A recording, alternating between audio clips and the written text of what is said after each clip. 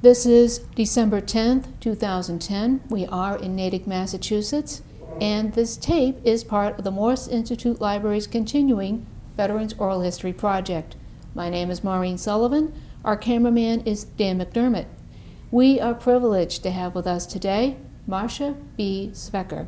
Welcome, Marcia. Thank you. May I ask when you were born? Worcester, Massachusetts. In what year? 1921. Your marital status? Widowed. Do you have children? 2 children, son Michael and a daughter Beth. And do you have grandchildren? I have 3 grandchildren. Where and when did you enter the military? June of 1943.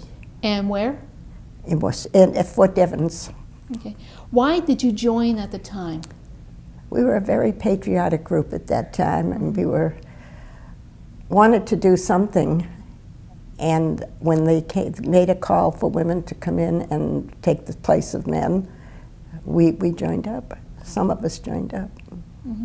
And what branch did you join? Well, I never knew until I got to my final base. I guess I was just plain Army at that time. Mm-hmm. You mentioned before the interview another reason why you joined, that you were kind of shy at the time? I was very shy at the time.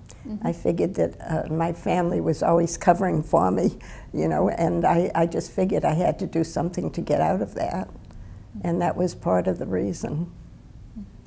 Did family or friends join the service when you did? Yes, friends did. And you were telling me about one of your friends? One of my friends went to be a nurse in Texas. She was treating soldiers that came back injured, and she was a physiotherapist. And her name was? Ruth Kotlier. And I understand you had a brother who also joined the service. Yes, my brother Sidney. And what happened to him?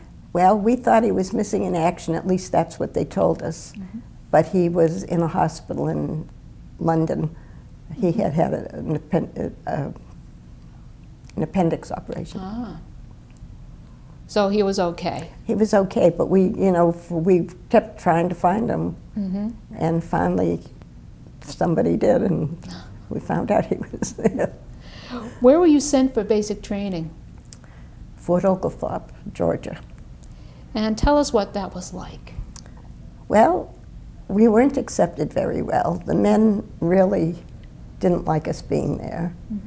But for the most part, it was okay. Some of us thought about going home at the time, but we changed our minds and stayed on. And it worked out in the end. And what did you like or dislike about it, aside from the men kind of not liking you? Well, I liked the camaraderie with the women. Made many, many good friends, and learned a lot about choosing friends, which I was very naive before. I just never had the chance to do it. Now, did you receive advanced or specialized training beyond basic? Not really. Okay, you were telling me before you were in the drum corps. I was in the drum corps. I never played a drum in my life, but they didn't know what else to do with us. So they made the drum corps, and for 2 weeks we were in a drum corps. Now tell us what happened with your friend. Oh, my friend, she was carrying the bass drum. The rest of us had trap gun drums, and she tripped, and she fell, and she started to roll over, and we started to laugh. It really was a very funny scene, and we were the person that was taking us down to the train to meet the VIPs. Got very upset at us, and she was screaming at us, you know, you're supposed to step over. How can you step over a big bass drum, you know? But anyway, people got off the train, and she said, what are they going to think of us? You know, when they get off the train. They got off the train, but they were slightly hysterical laughing. And I also understand you were in the military police for 3 weeks? 2 or 3 weeks. 2 or 3 weeks. Tell us what that was like. Well, they put us in a truck one day with a bunch of men who had 10 hands each. It was impossible, but we went, and they said, they called it military police school. And all they said to us was, see that everybody stays in line and make sure everybody gets back to the base. That was the whole thing. And how about your experience with chemical warfare? I hated that. I just felt as if I was going to suffocate. But they would send us out to rake or something just to work while we were wearing the things. And they smelled, the rubber smell was so awful. And this is a photo of you with chemical warfare. Yep.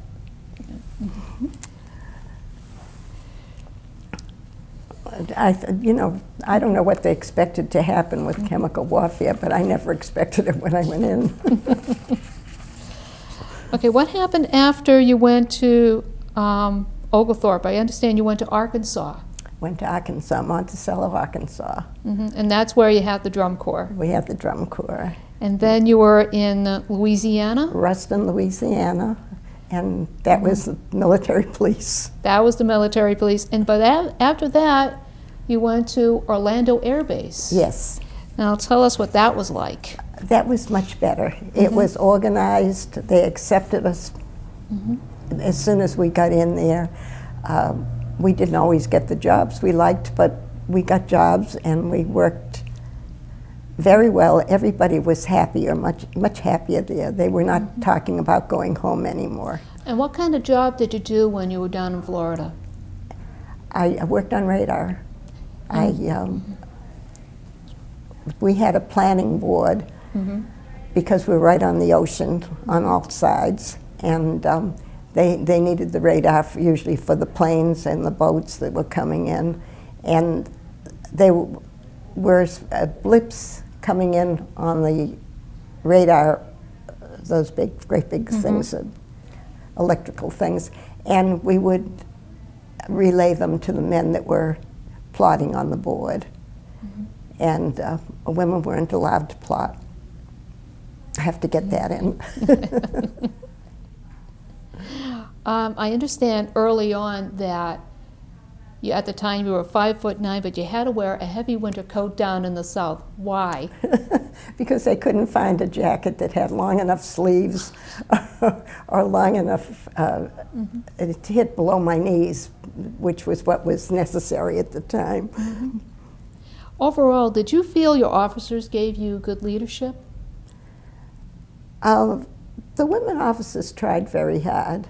They were overruled a lot by the men, but they tried very hard.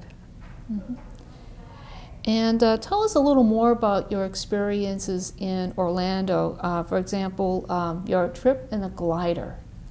Oh, well, we did a lot of traveling on bicycles on days off. A whole group of us would get together and we would take oranges and grapefruit from the groves as we drove by, you know, and have it. The food was in Arkansas and Louisiana, the food was just terrible. We lived on peanut butter, and whoever was on KP took a thing of peanut butter and a loaf of bread, and that's what we lived on. It was just awful. So, and a friend of yours from Worcester was a glider pilot? Yes. So what happened there? He took me up in a glider, and that was very exciting. It's exhilarating, absolutely. You'd hear nothing but the wind and no motor, and that's a little frightening. But it was really great. It was really great, and I was so glad I did it. And this is Orlando before it was turned into Disney World and stuff. What was that like? It was a very beautiful little town. It was all lakes and parks. It was just beautiful, and the people were so lovely to us, and which is something we hadn't had in the other places we were at. We used to take bike rides on when we had days off. Whoever was off would go on bike rides, and we'd steal, well, really take, if not steal, but oranges and grapefruit off the trees and have those for lunch. And we'd be gone for the whole day. And there was a college nearby, Rollins College, that had a gorgeous campus. And we biked around there a lot. Okay. I understand you had POWs on the base. Yes, we did. What was that like? Well, it was a little frightening for a time, but we found out that they couldn't get out, and that was okay. And when they talked to us, when they saw us and they talked to us, we didn't understand what they were saying anyway, so it was fine with us. Okay. Were they Italian POWs, Germans? Oh, they were all mixtured. I know there were Germans and Italians. I'm not sure about anything else. You were mentioning before the interview about learning about different religions. Can you elaborate on that? Yes, we made very good friends, and we decided that when it was about time that we all learned about everybody else's religion, and so we joined up with groups, and we went Sunday morning to a Catholic church or a Protestant church, and we went to a Jewish on Friday night, and we learned a lot about people, and all of the religions are so much alike. It's frightening that people don't understand that. Did you hear about the progress of the war in other areas? Yes, we did.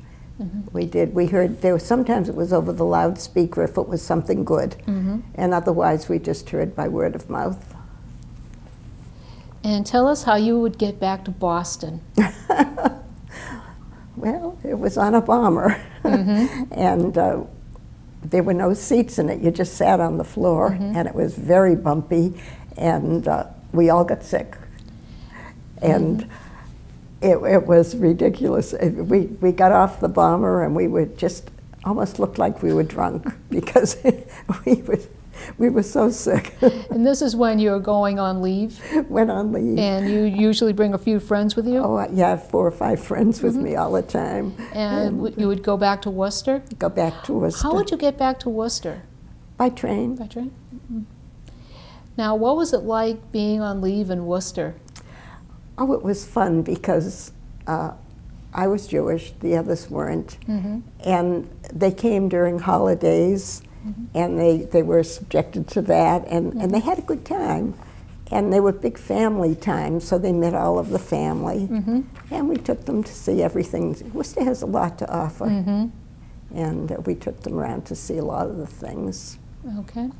So you served for about 2.5 years? Just under 2.5. Now, when were you discharged? 1985. 85? Excuse me, 45. That would have been a long time of service. But anyway. I'm thinking, yeah, 1945. And where were you discharged? Fort Dix, New Jersey. Okay. So, and what rank did you get out with? Sergeant. Sergeant. And did you get any medals? Oh, yes, I got medals. And what kind of medals? Well, I have to read them off. Okay. I think you have my little slip there. Here we are. Thank you. If I can read. Oh, the American Service Medal, the Good Conduct Medal, which we always weren't that good, I must admit, the War Service Ribbon, and I can't see the last one. I can't see the last one. The last one, let's see. World War II Service Medal? Yeah. Which reminds me, now when you first entered the Army, you were in the WAAC? Yes. What did that stand for? Women's Army Auxiliary Corps. And then after basic? We became part of the Army, which was WAC. Okay. What were your feelings about coming home? Well, I missed a lot of my friends, but I was glad to be home and away from wartime. When you came home, did you discuss with your spouse or family or friends what you had seen or done in the service? Well, some of my family usually, but I did most of that through letters home. Now, what did you do after the war ended? I went to secretarial school. And you used the GI Bill? I used the GI Bill. Okay. And I know you were a secretary before the war. Yes. And where did you work? At Worcester, I've forgotten the name of it so long ago. It's something to do with bathing suits? Yeah, yeah. They manufactured bathing suits, and I was secretary to the owner. And you said you went to secretarial school after the war to kind of improve your shorthand? Yes, to just get back in the routine. And what kind of office did you work at? I worked at the Child Guidance Clinic, and that was quite an experience. I was kind of an aide to the director, and I did 3 sets of books because we were funded by 3 different places, which was very difficult. I'd never done that before. Yeah. So in 1950 you got married? I got married. Tell us a little bit about your husband. My husband came from Austria during the Holocaust, and he and his brother escaped from Austria. They were warned by somebody in the group that was in the underground and wanted to get out of town. His mother and father refused to come. They said they had lived in Austria all their life and they weren't going to leave. And he and his brother came right through Germany and went to New York to where he had a grandfather. And then he moved around a lot, and when he came to the Worcester area, friends of ours introduced us, and that's how we met. I understand he served in the Army. He did, 100% disability. He had rheumatic fever. He had a lot of problems. His spine was fused, had to be fused afterwards. He was in the hospital for a couple of years anyway. What did he do when he was in the Army? He worked as a, my mind isn't working. That's I'm okay. Sorry. I believe you said he worked as an interpreter. Okay. Yeah. Why did he get into that position, or at least why did the Army? Well, because he spoke so many languages. And both he and his brother did that. But they did other things too.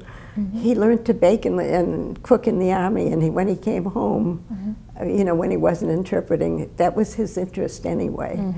He came home, he was a gourmet cook, and I didn't know him before. And I used to beg him to make plain food sometimes. Now, at the time that you were married, you were working as a secretary, and he was working in Natick. He was working in Natick at the Meadows, and as a, well, he was in charge of the liquor buying and things like that. And he was taking courses at BU for accounting. Yeah. And then when he became an accountant, he worked for Martin Sorrell. And that was that. Okay. Well, after you were married, you guys moved to Natick. And tell us about your first house. Oh, my first house was, it was a kind of a cabin on the lake.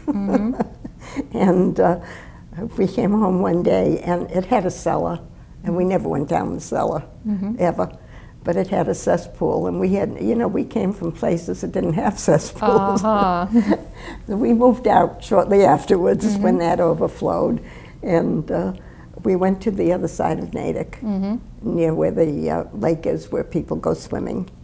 And we lived there for a couple of years until when he worked for Martin Sorrell, we got a good deal on a house, and we bought it in Wethersfield. And that's on Irving Road? Irving Road. And that's where you live today? Yes. That is remarkable, given that you probably were one of the first families in that area of Natick. Not quite, but almost. Yeah. Let's get back to your military service, or at least what happened afterward. Did you join any veterans organizations, such as the American Legion? I did join the American Legion. And I went for quite a while, and we did typing. They really didn't know what to do with us either. And after a while, we just sat around, and it was ridiculous to spend time doing that, so I retired from there. Aside from the GI Bill, did you receive any veterans benefits? such as hospitalization? Well, no, not until many years later. We weren't covered until maybe 10 years ago, if it's that long. But now they cover most everything because women are in the Army and they're doing things that are important. Did you attend any reunions with your friends from the Army? Oh, yes. Every year we had a reunion. We started out with 6 of us, and we ended up with 3 of us. And I think from that group, I'm the only one left. And I only have one friend that's still alive. And where does she live? She lives in Maine. And you know her name? Oh, yeah, I do. Lucille. Lucille? Lucille, yes. Okay. And we always called her Lou. And I had another friend in New Hampshire, and she died quite a few years ago. But Lucille is still living. She comes to visit her daughter in Massachusetts, and we always try to either speak together or get together. We call back and forth. Oh, good. How important to you was serving in the military? It was very important at the time. And I think as I look back, we broke ground, which was good for other people. Okay. Do you feel in some way it affected your life? Oh, yes. Oh, yes. It affected my life in that I was much better socially and even mentally. Looking back on it all, was there a most memorable experience in your military career? Probably when we were in the drum corps. Okay. Or the other one. Was there a most memorable character?